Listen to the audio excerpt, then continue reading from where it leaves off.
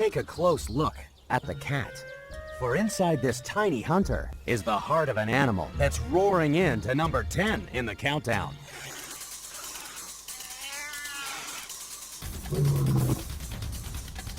The lion is the king of the jungle, but only because it knows how to fight for its kingdom. The lion is built to fight. It can weigh more than 3 men and has enough muscle to break a zebra's back with a single blow. It's number 10 in the countdown because for thousands of years, lions were a worthy foe for the strongest fighters in history. But since all he has to do is fight off other males, he has lots of time to do what males do best. Lions are only number 10 in the countdown because although they're great fighters, they can sleep up to 20 hours each day.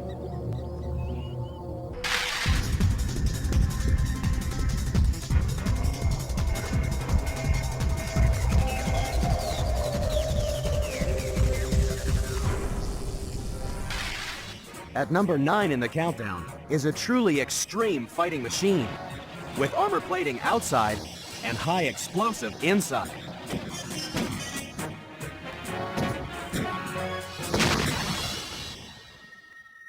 It's found in battlefields around the world.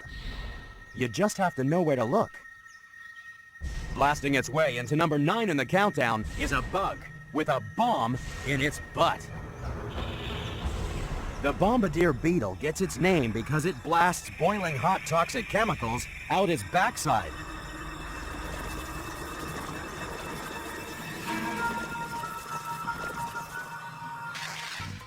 But the beetle has a problem. How do you make sure the bomb doesn't blow your bottom off?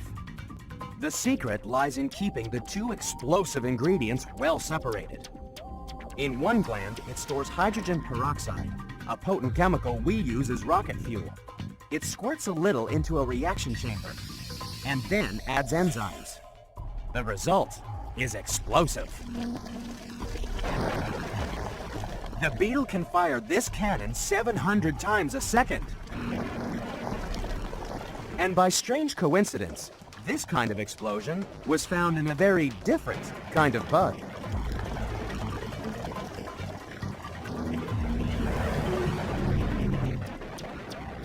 This is a doodle bug, the nickname of the V-1 rocket manufactured by Germany in World War II.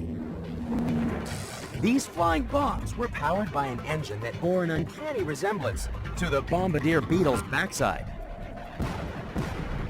The pulsing series of explosions gave the V-1 rocket several nicknames, as well as doodle bugs. They were called buzz bombs and farting furies. But the bombardier beetle packs a punch in its pants, not to fly, but to fight.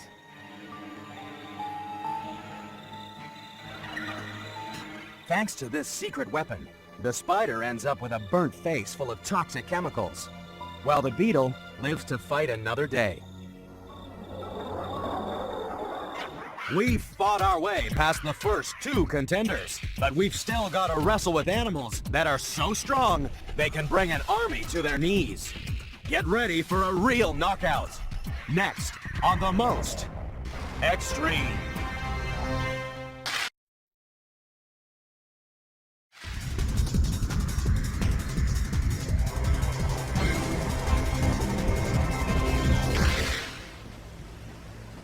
Some fighters have a nose for trouble. The elephant seal gets its name not only from that trunk-like snout, but because it is very, very big. It's as large as a Volkswagen and twice as heavy. That's because for bull elephant seals, size really does matter.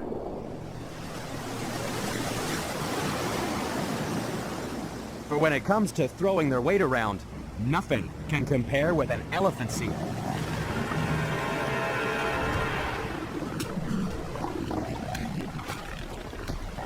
The bigger they are, the better their chances of mating.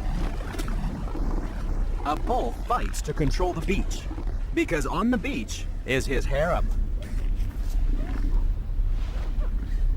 Up to 50 females can be jealously guarded by a single male.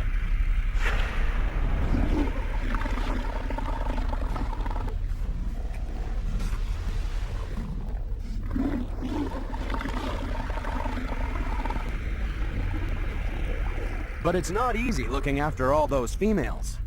The harem is an attractive target for all the other males and their raging libidos. They don't get a chance to mate unless they can beat the Beachmaster.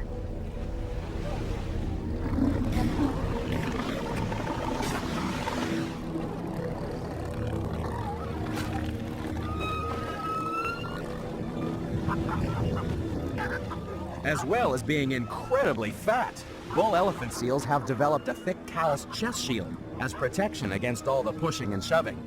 And in Japan, some humans have done much the same thing.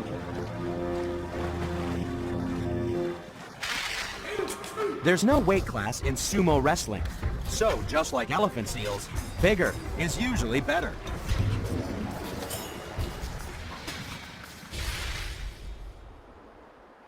Bull elephant seals need both great experience and great size to keep control of their harem. But sometimes, the biggest bulls on the beach don't always get the girl.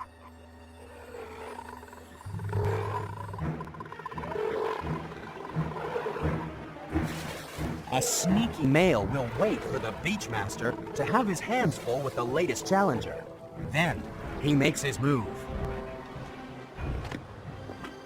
It's a race to find an unguarded female before the Beachmaster realizes there's an intruder in the harem. It just goes to show that sometimes brains really are better than brawn.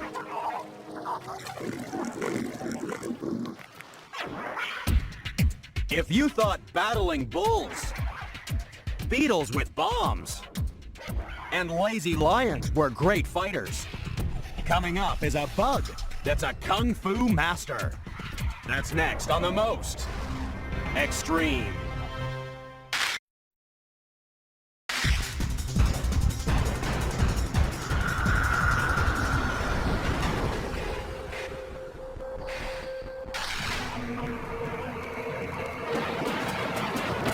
All the kingdom of the living, there is no more deadly or voracious creature than the praying mantis.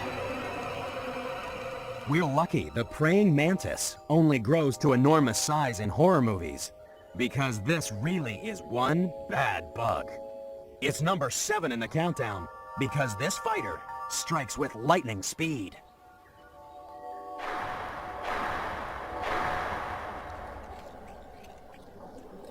The strike of the mantis takes only 31 thousandths of a second.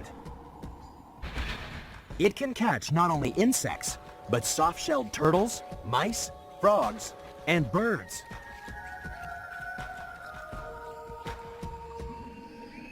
So when it comes to fighting, just how good is a mantis? Catching harmless insects is one thing, but what about taking on a spectral tarsier? This Indonesian primate is 100 times heavier than a mantis and hunts bugs for a living.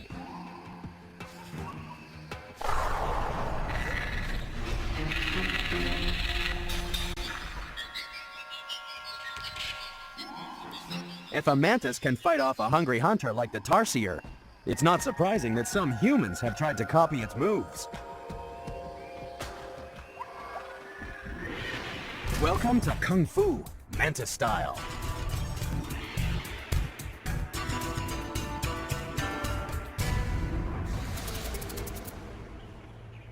About 400 years ago, a Chinese martial arts master called Wang Long was really impressed by the praying mantis's concentration and devastatingly fast strike. Today, variations of praying mantis kung fu are practiced all over the world, including here in Honolulu with instructor Sifu David Moraney. We imitate the insect. It makes it actually kind of sneaky and very powerful, you know? People go, oh, well, what happened? Or how did that happen? Nobody knows. You're not broadcasting. You're not telling anyone what you're about to do. Okay, Matt, I'm spraying to you, my shoe. Hooking hand, punch, and I hook. Here, and I'll strike. Once you make contact, you know automatically that at the top of the arm is the head, so you don't have to think about it. You can just strike, just strike. Is you use the other person's energy against them, okay? So if a person is pushing against you, you don't have to resist. There's always someone stronger than you. So why play the game of trying to match someone's strength? Unfortunately, the strength of the mantis causes problems when it's time to play a different kind of game. Because the female mantis is such a lethal fighter, the smaller male really puts his body on the line when it's time to mate. Sometimes things go horribly wrong.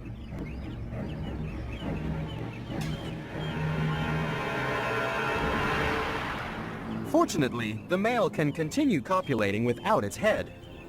It's not much fun for the male, but at least the female gets a good dose of protein, which will provide a head start for her eggs and the next generation of extreme fighters.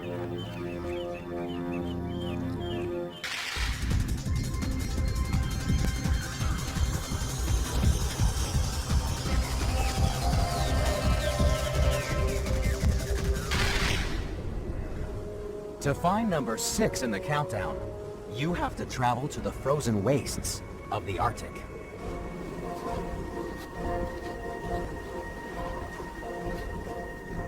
The polar bear doesn't have many friends. It's a solitary animal, and it likes it that way. For when two bears are after the same food or mate, bad things happen. Polar bears are number 6 in the countdown because they are devastating fighters. An adult bear can weigh as much as 7 men. One swipe of its huge paw could take out prey 3 times its size.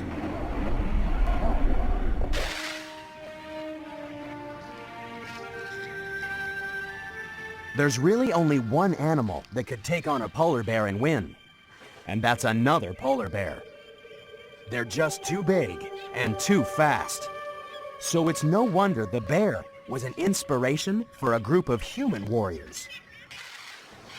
1,000 years ago, Europe was terrorized by the Vikings. And the most feared Vikings of all were those fighters who believed if they wore a specially treated bearskin shirt, called a bearsark, something amazing would happen. The warrior would magically gain the fighting abilities of the bear. They fought in such a frenzy that it was from the Vikings' bearsark that we got the word berserk.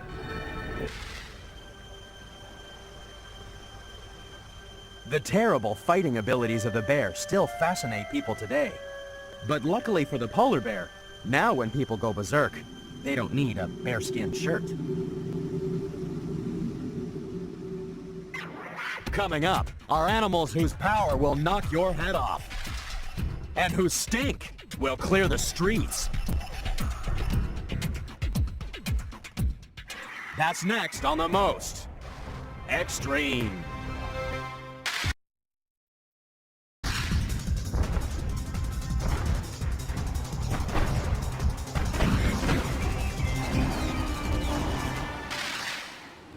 One animal knows when it comes to fighting, it pays to use your head. This is a muskox. It's number 5 in our countdown because underneath that shaggy coat is the most extreme headbanger on the planet. Most of the time, muskoxen graze peacefully on the Arctic tundra. But when two males get together, it pays to get out of the way.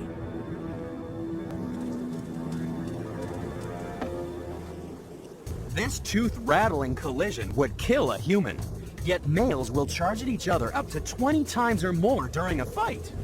Hurtling towards each other at 30 kilometers an hour would be like going head first into a car wreck.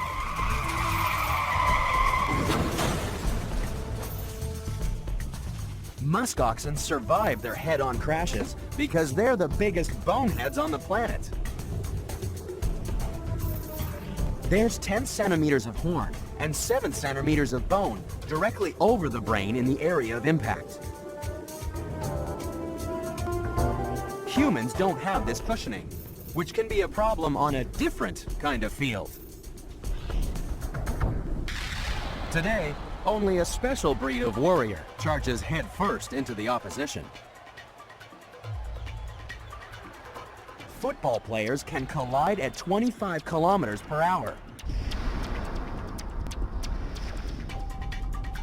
The trouble is that in the collision, the brain keeps moving when the skull stops.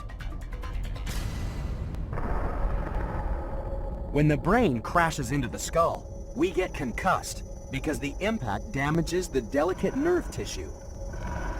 That's why we invented the helmet.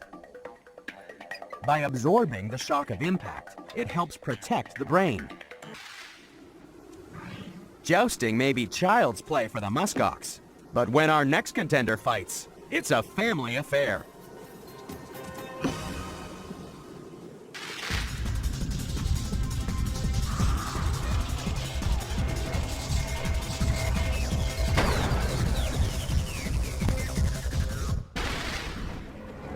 Sliding in at number 4 is the most unusual fighter in the countdown.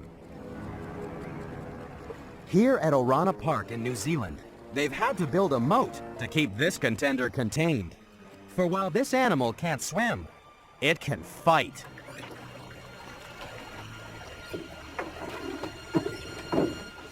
The keeper is about to meet one of his distant cousins. For at number 4 in the countdown is the Madagascan ring-tailed lemur, the cuddliest animal in the countdown.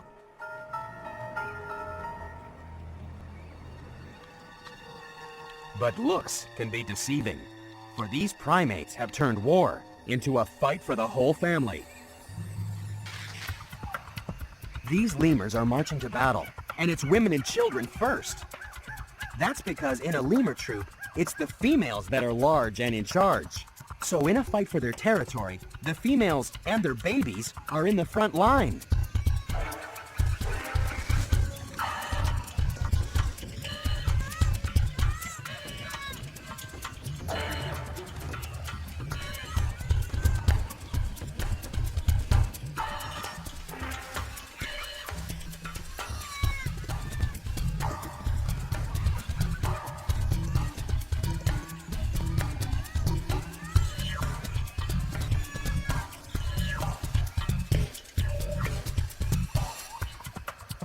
But the main reason these animals are number 4 in the countdown is that when it comes to fighting, lemurs really stink.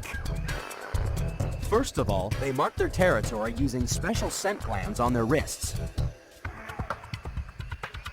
But lemurs also invented stench warfare, as wildlife educator Susan Clevin explains. Ring-tailed lemurs fight using a scent gland that's on their wrist. They rub it with their hands. They actually transfer the scent from the glands onto their hands and then also onto their tail. And they fling the scent at one another, and this helps to establish territory. It's pretty stinky to a ring-tailed lemur. Male lemurs are extreme wimps. They're terrified of the females and will only fight other males by flinging perfume at each other with their tails.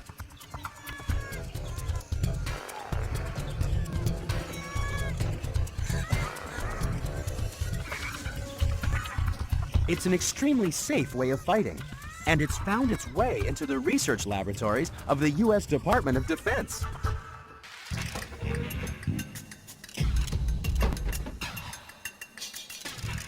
Scientists are hoping to design a smell so they can fight like a lemur.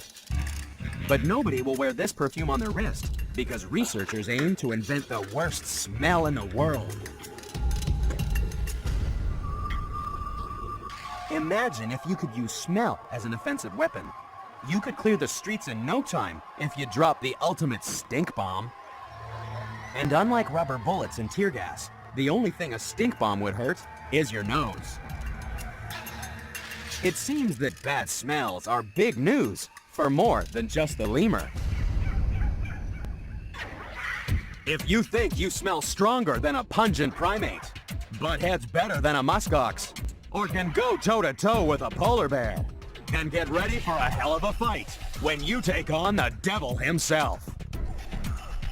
That's next on The Most Extreme.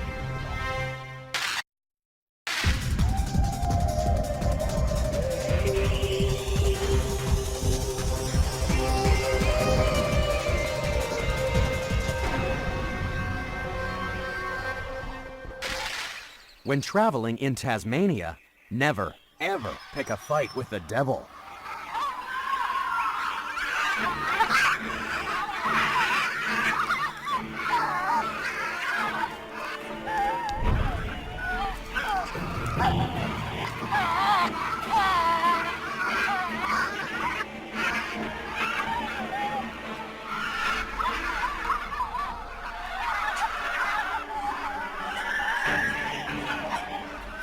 The Tasmanian devil is number 3 in the countdown because it's such a ferocious fighter. Its life is a constant battle fought with jaws 8 times more powerful than a Doberman. They leave painful scars that can sometimes be fatal. Usually, the only time devils meet is to fight for food or for sex. So for the Tasmanian devil, being aggressive is a good survival strategy. The better you fight, the better your chances of a mate and a meal. Animals like the Tasmanian devil are genetically hardwired to fight. But are some animals and humans more aggressive than others? Some fighters just love to dominate. It doesn't matter how hard they train or how strong they are. Sometimes their aggressiveness comes from within. Aggression has been linked to hormones, especially the hormone testosterone. Scientists have found that when men are put in a confrontational situation, testosterone is released from the gonads and floods the bloodstream. Some studies have shown that the person with higher levels of testosterone will tend to be more aggressive and dominate the situation. There may also be a link between our testosterone levels and the professions we choose. Actors have higher levels of testosterone than ministers. Working women have higher levels of testosterone than women who stay at home. And delinquents have higher levels of testosterone than college students. And for men, just watching sports is enough to get the testosterone flowing.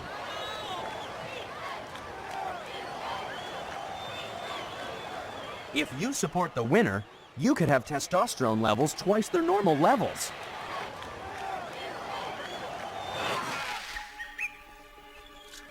Females also produce testosterone, but the hormone makes few females as aggressive as the she-devil.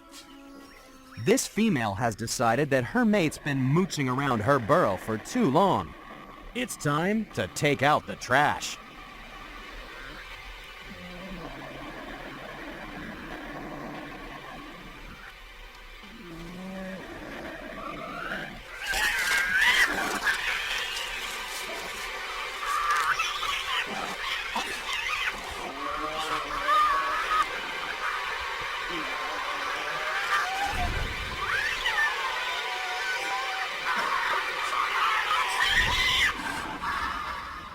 In this battle of the sexes, the female always wins. The male is back to roaming the forest alone, picking fights with other devils and camera crews.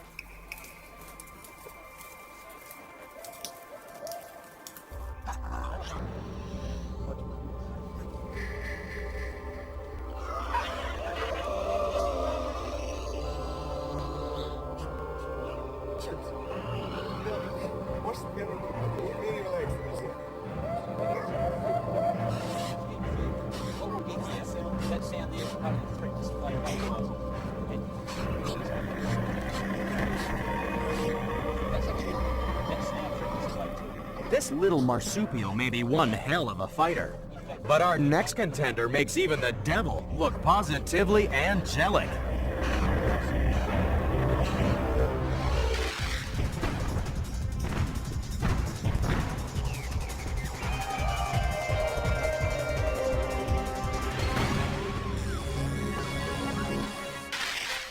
To find number 2 in our countdown of extreme fighters in its homeland, you have to travel to Southeast Asia.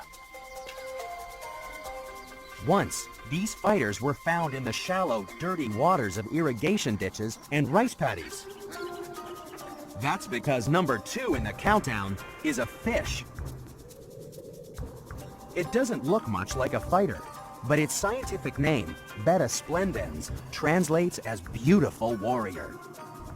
Their good looks have made them popular aquarium fishes, but there's a problem. These warriors need special care and attention because they're born to fight.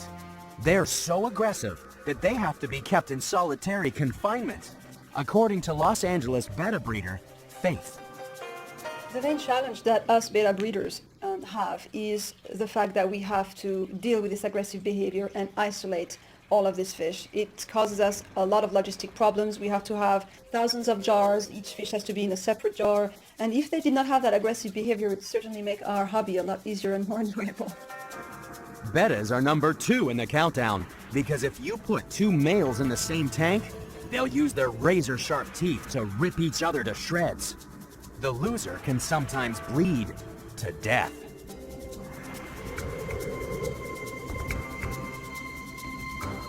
We do not know why betas are so aggressive, but I have heard of an experiment that has been done where 2 males were taken to a lake and basically released in the center of the lake, and they had the entire lake for themselves, and they proceeded immediately to fight each other.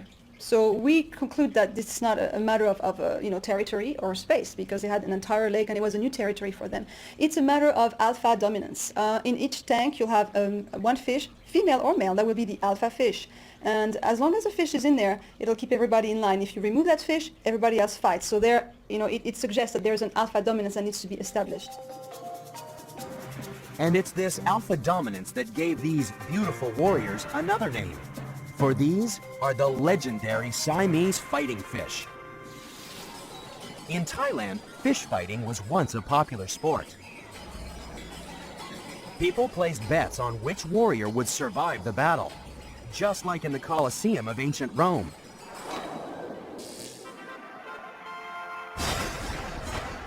Just like Siamese fighting fish, gladiators were trained to kill in the name of entertainment.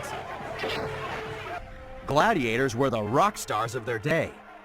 In Pompeii, someone scribbled a piece of graffiti on a wall that suggested the gladiator Celadus was a heartthrob. One Roman senator's wife was even said to have preferred gladiators to her country, her children, and her husband. It just goes to show that both fighting men and fighting fish can win the hearts of the girls. We've seen the 9 contenders. They're the best of the best. Only one animal is a more extreme fighting machine. It's number 1, and it's coming up next on The Most Extreme.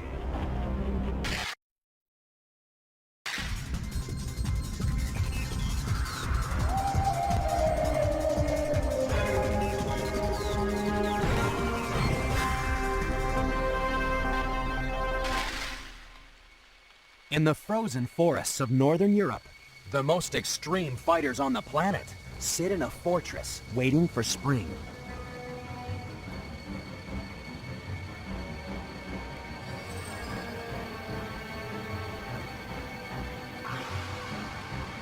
Each giant mound is home to 1 million or more ants. Ants are number 1 in the countdown because when ants go to war, nothing can stand in their way. Ants are the ultimate warriors because some individuals are literally born to fight. In addition to the ordinary worker ants, some colonies create a caste of professional fighters. This is a soldier ant. Those massive jaws are great for fighting, but not much else. It can't even feed itself and relies on other ants to bring it food to keep it fighting fit. But these soldiers are also equipped with chemical weapons. A sting in the tail of the ant can inject a deadly poison. Individually, each soldier is armed to the teeth. But what makes the ant army so deadly is the sheer weight of numbers. For when ants fight, it really is the attack of the clones. Imagine if the US Army was like an ant colony and all the soldiers were sisters. In her lifetime, one ant queen could give birth to more soldiers than the entire U.S. military. This is the most extreme fighting force the world has ever seen. There can be up to 20 million sisters living in the biggest single colony of any animal on Earth. For these are army ants.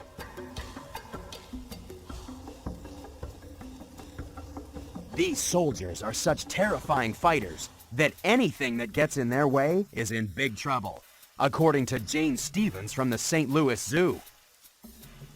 Army ants are some of the most vicious animals on the planet. These animals are completely driven to get from point A to point B. They will destroy anything in their path. They will not stop no matter what. They will go after tarantulas, they will go after lizards and frogs and toads. They've even attacked humans from time to time.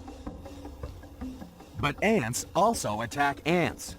They're so aggressive that scientist Edward Wilson once said, if ants had nuclear weapons, they'd probably end the world in a week. But even without bombs, ant battles can be devastating. It begins when a scout sees an intruder from a neighboring colony. The alarm is raised and reinforcements pour out of the nest. But ants are smart. They won't commit to a war unless they think they can win. So ants calculate the other colony's strength by judging how many workers show up to battle. They recognize their sisters by odor and separate immediately. Only if they sniff an advantage will they send in all available reinforcements to start fighting.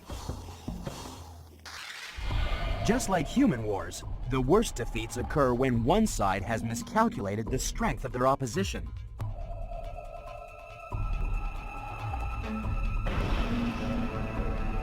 Tactical ant warfare has even attracted interest from human defense analysts. They're taking a close look at ants to try and sharpen their own techniques at estimating the strength of the enemy.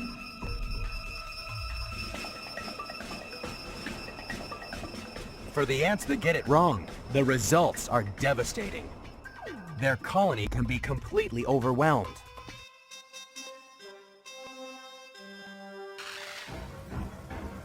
The victorious colony will kill the queen, steal the food supplies, and even make slaves of the defeated workers.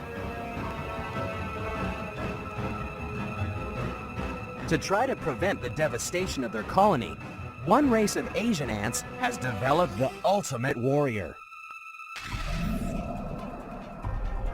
This ant has a huge gland inside its abdomen.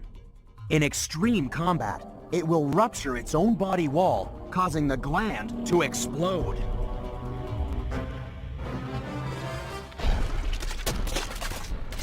The ants are like walking grenades, spraying sticky toxic material all over the enemy.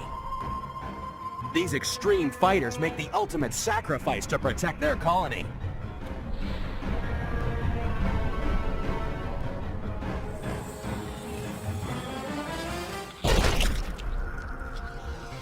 That's why, when it comes to fighting, the ant really is the most extreme.